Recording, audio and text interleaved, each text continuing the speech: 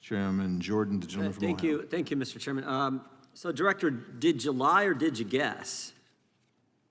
I'm sorry, sir, can you repeat? When it came to the numbers, you were off. You said that violent crime went down and it actually went up. So I want to know, were you lying to the country or were you just guessing? So if you're referring to the 2021 data, I want to be clear that the information that we have, our most complete data set from the information we collected, shows that the crime went down. So I think when there is a question about that. Oh, so you're saying you weren't lying or you weren't guessing, you just got it wrong. I'm sorry, I don't understand. Well, my understanding is you reported that violent crime went down 2.1% for the year that you were reporting on, when in actual fact it went up 4.5%. So you were off by a pretty large margin. I want to know what was the reason for you being off and having to adjust that figure and say, no, we said it. I think you even said in the press release it was a historic decline, when in actual fact it had increased. So I want to know again, what was the reason for you getting it wrong? Guessing, lying, or you just screwed up? So I want to be clear that the report that we issued in 2022 that showed the decline from 21 to 22 is in fact true and accurate. What is being misinterpreted right now is that our automation numbers that are showing in the system now do not show that manually sourced data. The team really wanted to make sure they got it right. So we only had 65% of the law enforcement agency population coverage when we got the 2021 numbers. Well, let me ask you a simple question. Did it go up or down? It went down, according to the data set that we have. And then what was the number you reported that went up? What was that number?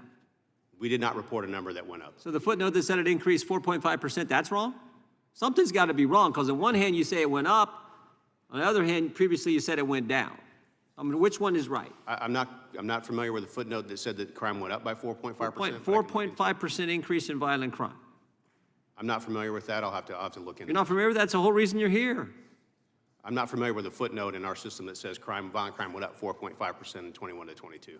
You submitted that report. You had it said it went up 4.5%, and you're saying that's not true? According to the data that we have from 21 to 22, violent crime went down. Violent crime went down. And then what's the 4.5% that said it went up? Where'd that come from? We're just making it up. The chairman talked about his opening statement. This whole committee, the stuff we put together that we looked at for our preparation for the committee, all says it went up, and you're saying, nope, that's not true. I believe that the 4.5% number came from outside sources that are looking at the data as it sits today.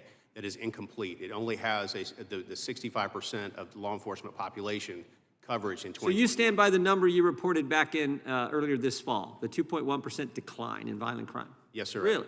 Yes, sir. Oh, I think that would be a surprise to most people. Most people we talk to feel like violent crimes increase. Certainly seems that way, but you're saying it didn't. It didn't at all. So how was the interpretation made that said it went up 4.5%? So if you look at the system as it sits today, if you go into the Crime Data Explorer and look at the 2021 numbers, it's an automated system because we're trying to go to monthly releases. So as a result of that, it's an automated system that pulled only what was reported to the FBI in the NIBRS program in 2021, which was only 65% of the population.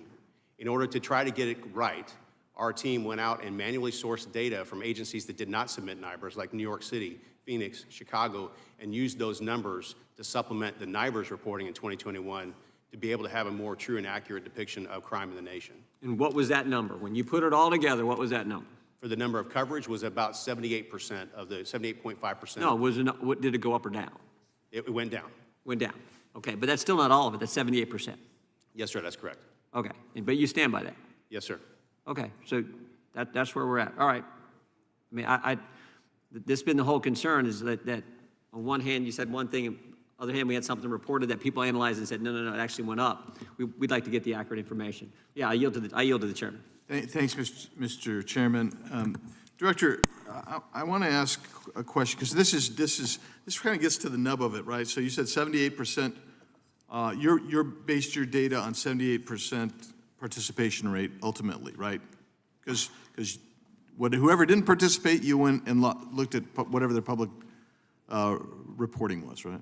Yes, sir. And then in addition to that, the extra 22%, we used traditional NIBRS estimation methods to look at like. So let's leave the estimation methods off for a second, because I don't have time to get into that. But I want to ask this question: if I understand what you're saying today, if you looked at the automated responses, that's what That's what these people who are independent researchers look at, and that's where they would have derived a 4.5% growth in the crime rate. Is that fair? Yes, sir. That's Okay. fair. The time has expired, and now